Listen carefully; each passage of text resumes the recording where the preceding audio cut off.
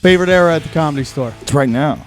This is Really? the best. Is that true, Joe? This is the best era ever, Whoa. for sure. Wow. Best comedians ever. Crowds are the best. And to validate that, you got here what year? The first spot here was 94. Okay. 94. Yeah. I will say this. I came out here 86. And I'm telling you, during that time, and I don't know if you ever heard about that, but they had Friday and Saturday shows in the main room, 3 of them. Wow. They'd fill them up. They were packed.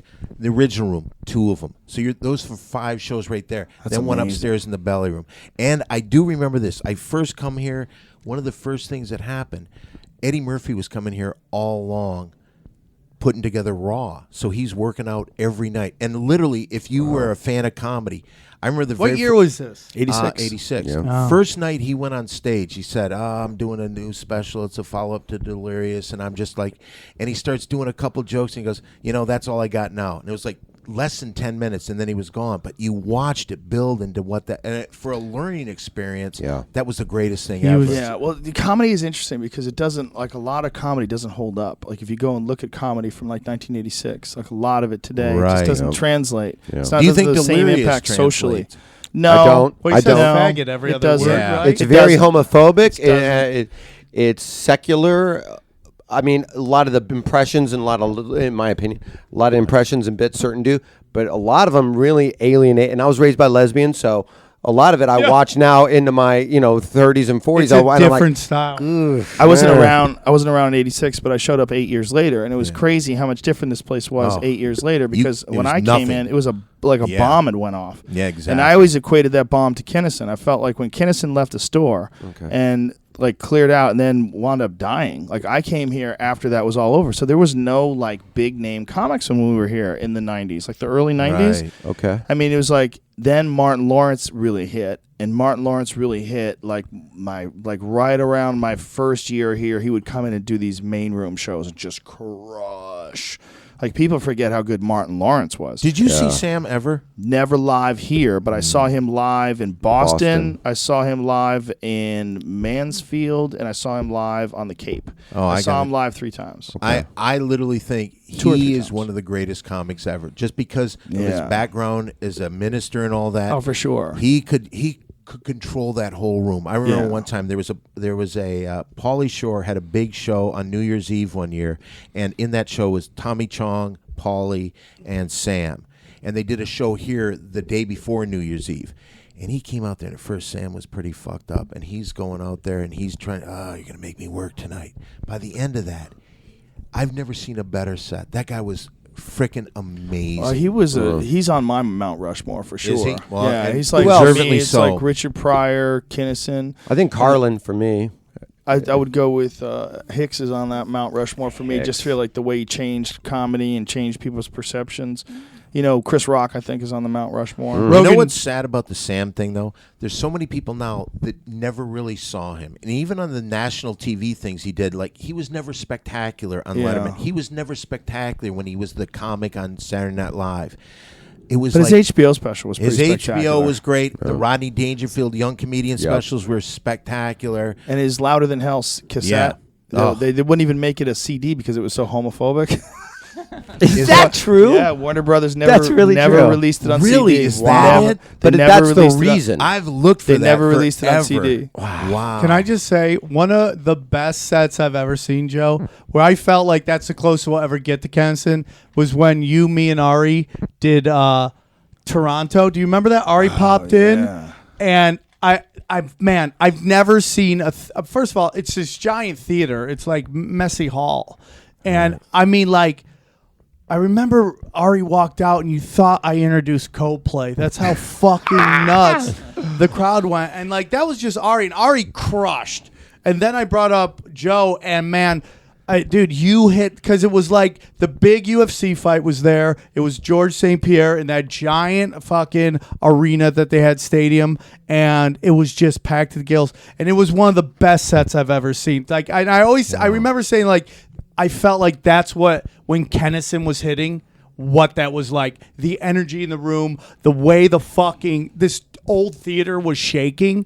That was it, man. When you get to see a couple legends like that, like when I saw Carlin here, the Smothers Brothers were amazing in the fucking one of the top shows I've ever seen at the Comedy Store. The Smothers, bro. You're like, who are these old mother? That's And hilarious. dude, they just murdered that room. You're like, oh, fucking trained assassins, dude. They had the biggest show in the 60s. And you right watch there. what they were doing, that fucking counterculture When was shit? this? What year was this? When you saw This the had to Smothers be like 12 years ago at the main Wow. room. And They it was had one Yeah, of the they best popped shows. in a couple times in the Yeah. last decade. And then you learn about them later on, like all the shit they were trying to put on TV, and they were getting and you're like, Oh, yeah. those guys Pryor were was- fucking bad. They had Pryor man. as one of their head writers. They were very progressive for the time. Like they were on another planet. If their live show was so, and you're like, these guys have been doing it for fucking. But look at all ever. the writers that were on there. You know, right? I had talked with what's his? I can't even think of it. Super Dave Osborne. Oh, He was a writer. You know who his writing partner was?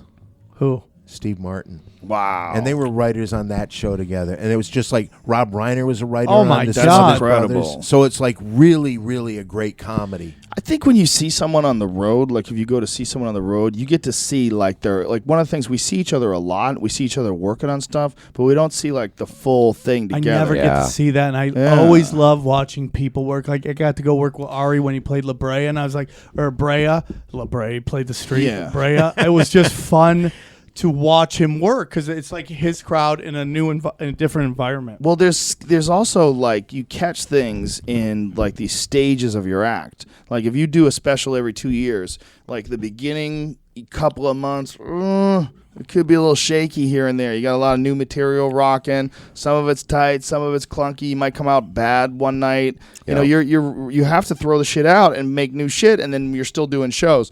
And then sometimes you get like when we were in Toronto, I remember specifically it was like right around the time I was going to film a special. So I was all ramped up, and like you get like we do a lot of shows, you start ramping up, and then the material like reaches its full potential.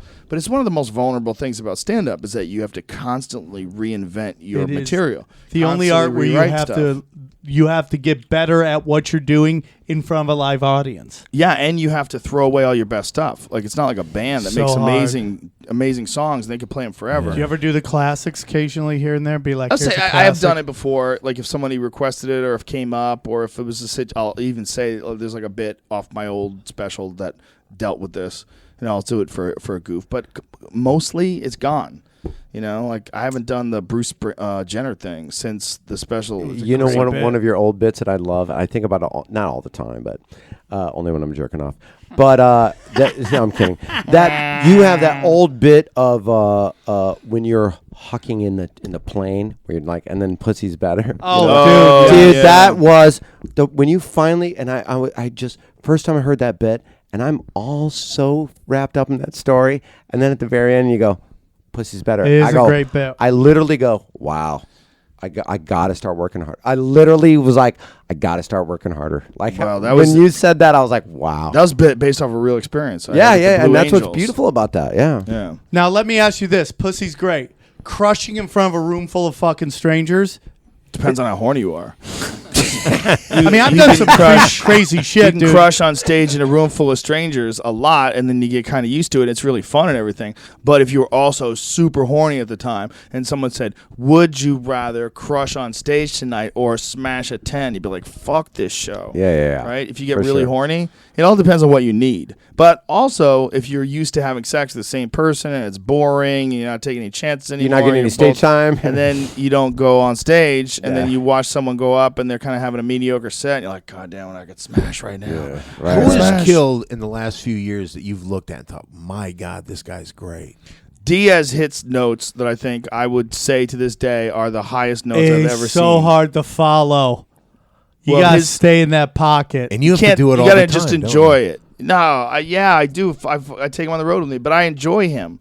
Like to me, it's fun. Like Yeah. I'm laughing. Like there's a mentality that comedians have that something's difficult to follow, and that shit gets inside your head, and it's a virus, and you can't think like that because you should be a fan of comedy too. So when someone on like Diaz is crushing, I want that to happen. Like I bring killers on the road with me. You do. You know, I brought you on the road with me. I bring Ari on the road with me. I bring Duncan and Joey all the time. Tony Hinchcliffe.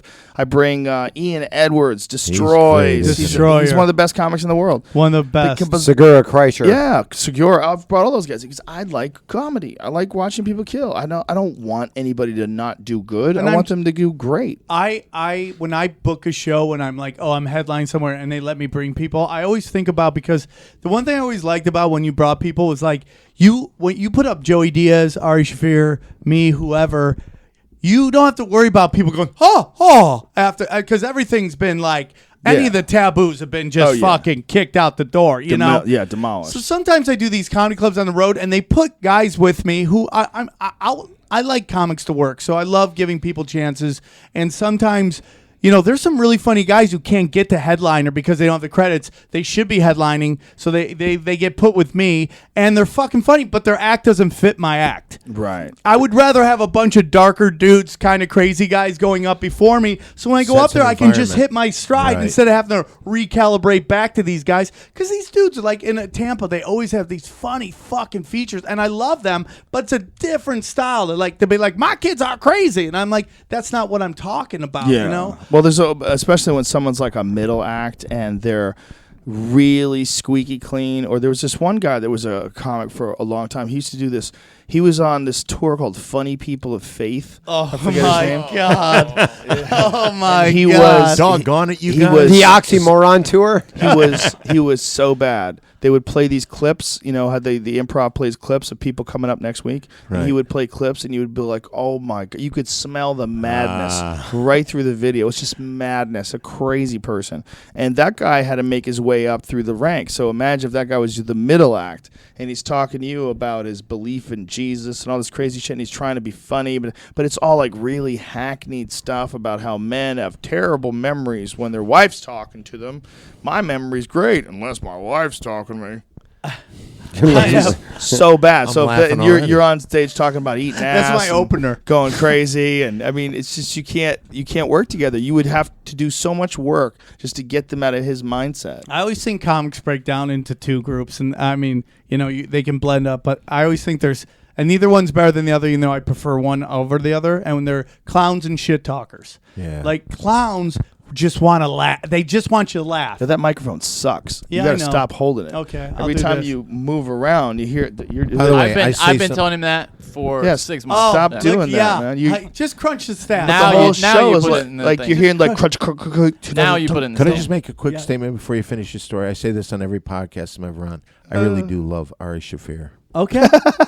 This is Actually, Ari you've never Shaffir's said that before in your Patreon life. punk. You do. I love really it. do love Does he have a Patreon page? This is Yeah, our it's Patreon Patreon. page. Oh, nice. So yeah. So I appreciate it. Yeah. Today he showed us his blown out asshole. Oh, Again. that's always fantastic. It's Today? horrible. Today? It's rad. Or every It Tuesday? does look better though. No, every it doesn't. Tuesday or today? Well, he's It's been in literally got Thailand. hanging meat. Yeah, but it's not like No, bleeding. his asshole has finally worked its way into looking like a bad pussy. Yeah. Before that, it looked like something like someone put a fucking firecracker in a cheeseburger. Did you put pictures of his asshole up at one point? Was that you? There were some pictures. Guys, Raise your voice. guys, try. Hey, If you want to hear more stuff like this, go to the Patreon, you guys. go to patreon.com/punchdrunksports and What's support the show. // What's the It's difference? not a backslash, by the way. It's a forward slash. It's a forward slash. Go there. The difference is the right one and the wrong Just one. you know the slash. But guys, support the podcast. You can listen to Support stuff it. like this. It's a lot. We had a good episode today. We always have bonus stuff with great guests like Joe Rogan and Bert. Why is Kreischer. Cumtown getting so many people? Fuck Cumtown. Fuck Cumtown. Support Punch Drunk Sports, where winners win.